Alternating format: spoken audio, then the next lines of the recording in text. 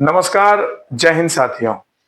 आज मैं आपके बीच बात करूंगा बिहार विधानसभा चुनाव की। आप सभी को पता है कि 2025 के अंत तक बिहार विधानसभा की 243 विधानसभा का चुनाव होना है और इस चुनाव की सभी पार्टियां जो है सो विशेष तैयारी में लग चुकी है। भारतीय जनता पार्टी हो, आरजेडी हो, कांग्रेस हो, नीतीश कुमार का जेडीयू हो या चिराग पासवान का लोक जनशक्ति पार्टी रामविलास हो, जीतन राम मांझी हो, कम्युनिस्ट का विंग हो या जन सुराज हो, सभी जो है अपने अपने तरीके से बिहार के 243 विधानसभा में अधिक से अधिक सीटों तक पहुंचने का प्रयास कर रहे हैं। तो मैं एक एक करके आपको लगातार अब से प्रत्येक दल का क्या स्थिति बनता है उससे संबंधित और किस प्रकार से उसका चुनावी अभियान चल रहा है इससे संबंधित बात करूंगा। आज मैं शुरुआत करता हूं कि बिहार के चुनाव में इस बार जन सुराज पार्टी, जी हाँ, पीके प्रशांत किशोर की पार्टी जो 2 अक्टूबर 2024 को जिसका गठन हुआ है, आप समझ सकते हैं कि जिस पार्टी का 1 साल भी नहीं हुआ है वो पार्टी जो है सो बिहार में अपनी मजबूत उपस्थिति दर्ज कराने के लिए लगातार प्रयास कर रहा है। 2 अक्टूबर 2024 को चंपारण में जन सुराज पार्टी का गठन हुआ और ऐसा माना जा रहा है कि गठन के समय में ही उसमें लगभग 1 करोड़ सदस्यों ने ज्वाइन किया था, जिसकी रूपरेखा पूर्व में तैयार कर दिया था।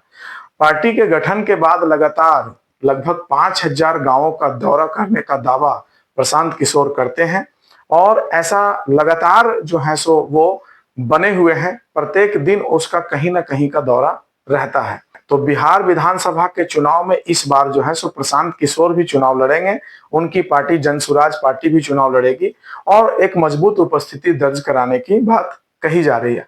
हालांकि इससे पूर्व जब उपचुनाव हुआ तो उस समय प्रशांत किशोर की पार्टी जनसुराज ने चुनावी हिस्सा लिया और 4 सीटों पे चुनाव लड़ा और वो चारों सीटों में 3 सीटों पे वो तीसरे नंबर पे रहे और 1 सीट पे चौथे नंबर पे रहे।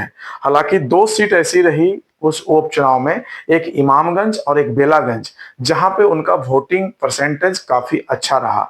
इमामगंज में 37,000 से पार अधिक वोट उन्हें प्राप्त हुआ और बेलागंज में उन्हें 17,000 से अधिक वोट प्राप्त हुए। तो ऐसा माना जा रहा है कि पहली बार जो संगठन बिहार में के चुनाव में उतरा और उतरने के बाद जो चुनाव लड़ा गया उसमें इस तरह का अच्छा खासा वोट जो प्राप्त हुआ, तो ऐसा कयास लगा जा रहा है कि इस बार के विधानसभा चुनाव में प्रशांत किशोर की पार्टी जो है सो अपनी मजबूत उपस्थिति दर्ज करेगी। और इस बीच 2 अक्टूबर 2024 को गठन के साथ ही प्रशांत किशोर की पार्टी के बिहार प्रदेश के अध्यक्ष आईएफएस के पूर्व अधिकारी मनोज भारती, जो कि एससी समाज से आते हैं, उन्हें बिहार प्रदेश का प्रदेश अध्यक्ष नियुक्त किया गया।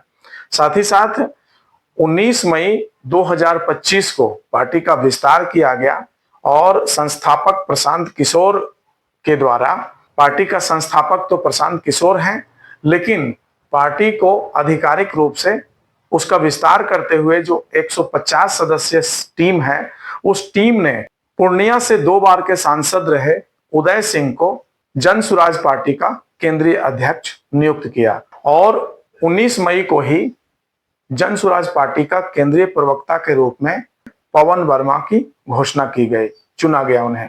तो इस तरह से हम कह सकते हैं कि पार्टी में मुख्य रूप से अभी केंद्रीय अध्यक्ष के रूप में पूर्णिया से 2 बार के सांसद उदय सिंह केंद्रीय अध्यक्ष हैं, पार्टी के संस्थापक प्रशांत किशोर हैं, केंद्रीय प्रवक्ता के रूप में पवन वर्मा हैं और बिहार प्रदेश के प्रदेश अध्यक्ष के रूप में आईएफएस अधिकारी जो पूर्व में अधिकारी रह चुके हैं, वो जो हैं सो प्रदेश अध्यक्ष के रूप में हैं, जो एससी समाज से आते हैं। अभी फिलहाल आने वाले, अभी ये 6ठा महीना चल रहा है और लगभग 4 महीने के बाद बिहार में चुनाव होना है और उस चुनाव में प्रशांत किशोर बहुत तेजी से चुनाव में लगे हैं। प्रत्येक दल से उनके साथ लोग आ रहे हैं और प्रत्येक दल की खामियों को वो गिना रहे हैं। इस बीच चाहे नीतीश कुमार हो, चाहे भारतीय जनता पार्टी हो, चाहे आरजेडी हो, किसी को भी प्रशांत किशोर बख्श नहीं रहे और प्रत्येक दल से टूट करके कुछ लोग जो हैं सो प्रशांत किशोर की पार्टी को ज्वाइन कर रहे हैं और साथ ही साथ हर मुद्दे पे प्रशांत किशोर प्रखरता के साथ बात कर रहे हैं और परिवर्तन की बात कर रहे हैं और वो सीधे तौर से ऐसा कह रहे हैं कि इस बार बिहार में परिवर्तन का मूड है। बिहार का क्या मूड है वो जैसे जैसे समय नजदीक होगा हम सभी को दिखेगा। मैं भी आपके बीच लगातार बना रहूंगा और विशेष करके सभी दलों का एक एक करके प्रत्येक दल की क्या स्थिति बनती है उस दल विशेष के आधार पे मैं आपके बीच बन करके रिपोर्टिंग करूंगा। अभी पर कुछ ही दिन पूर्व जो है सो रामविलास पासवान की पार्टी ने एक महासम्मेलन करके अपने स्थिति को स्पष्ट किया।